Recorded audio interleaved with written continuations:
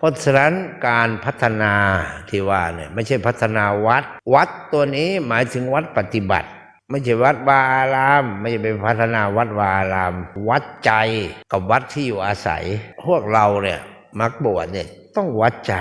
พัฒนาใจไม่ใช่ไปพัฒนาวัตถุเราได้ยินบ่อยๆนักพัฒนาก็จะพัฒนาแต่วัตถุเอาวัตถุเป็นเครื่องอยู่สร้างแต่วัดแต่ว่าหาแต่เรื่องสวยๆหรูๆแปลกประหล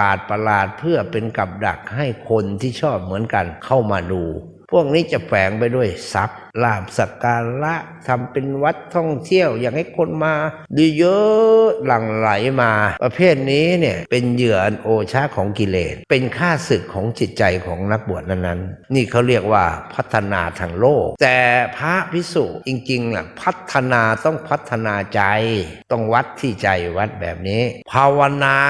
แปลว่าพัฒนาใจ